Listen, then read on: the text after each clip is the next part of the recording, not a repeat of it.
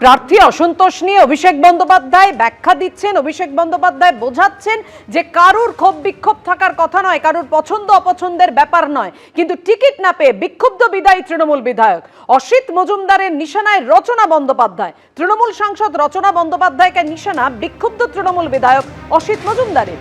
কে রচনা? 3 দিনকার যোগী। এদের মতো লোক দলে থাকলে দলে গোষ্ঠীদ্বন্দ্ব বাড়বে। আমার টিকিট না পাওয়ার জন্য রচনার হাত রয়েছে। রচনা বন্দ্যোপাধ্যায় দিদির কনভারি করেছে। সাংসদ রচনা বন্দ্যোপাধ্যায়কে আক্রমণ করলেন বিদায়ী বিধায়ক অসিত মজুমদার।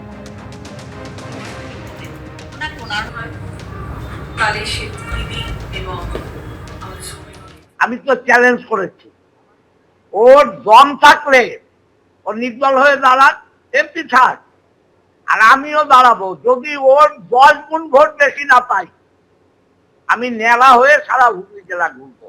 দম থাকলে দাঁড়াক। ও কে? 3 দিনকার যোগী। ও সিঙ্গুর আন্দোলন দেখেছে, ও নন্দীগ্রাম দেখেছে, ও গড়বেতা দেখেছে, ও নানুর দেখেছে। ও থাকলে হারবে, ও না থাকলে দেবাংশু জিতবে।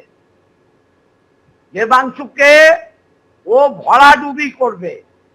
ও কেন ভোট পাচ্ছে না বলুন তো? শহরাঞ্চলে, গ্রামে নেচে গিয়ে ভোট হয়, শহরাঞ্চলে ওকে ভোট দিচ্ছে না কেন? লোকে আমাকে 21,000 ভোটে জেতায়, ওকে 8,000 ভোটে হারায় কেন? তার মানে শহরাঞ্চলের মানুষ ওকে পছন্দ করছে না। আমি আমার শক্তি অনুযায়ী দেবাংশুকে জেতাবার চেষ্টা করব, কিন্তু রচনা যতবার বেরোবে ও কিন্তু ডুববে। অর্থাৎ অসিত মজুমদার নিজের টিকিট না পাওয়ার জন্য দায়ী করছেন রচনা বন্দ্যোপাধ্যায়কে। রচনা বন্দ্যোপাধ্যায় দিদির কান ভারী করেছেন। রচনা বন্দ্যোপাধ্যায় কি বলছেন? এটা একটা হাস্যকর বিষয়, এর কোনো উত্তর আমার কাছে নেই। আমার এখন একটাই কাজ, তৃণমূল প্রার্থীদের জেতাতে হবে। পাল্টা দাবি তৃণমূল সাংসদ রচনা বন্দ্যোপাধ্যায়।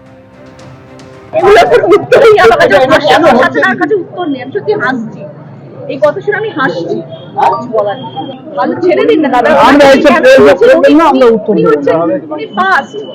যিনি বিগত তাকে নিয়ে আলোচনা করবেন না, আসন্ন দিনের জন্য ভাবুন, সামনে কি আসতে চলেছে সেটা নিয়ে ভাবুন, আগামী চুচুড়াকে নিয়ে ভাবুন। পিছনে যেটা চুচুড়া ফেলে এসছে সেটা নিয়ে ভাববেন।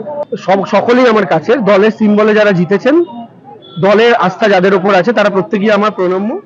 আমার কাছে দলের নির্দেশ আছে সবাইকে সংঘবদ্ধ করে নিয়ে একটা স্ট্রং টিম তৈরি করে এগো, নির্বাচনে যেত এবং আগামী দিন কাজ করো, সেই লক্ষ্যেই আমি এগোচ্ছি।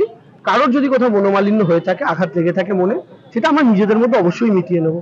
তিনি একজন সিনিয়র মানুষ, 3 বারের বিধায়ক, তার মানবিমান হওয়াটা অস্বাভাবিক কিছু নয়। তো মিটিয়ে নেবো, আলোচনার মধ্যেই মিটিয়ে নেবো। আজকে রচনাদি ছিলেন, হাজার হাজার মানুষ ছিলেন, আজকে মিছিল হয়েছে।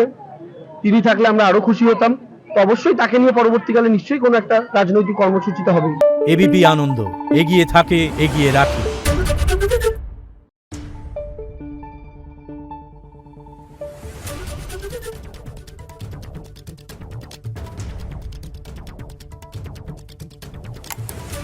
Thank you.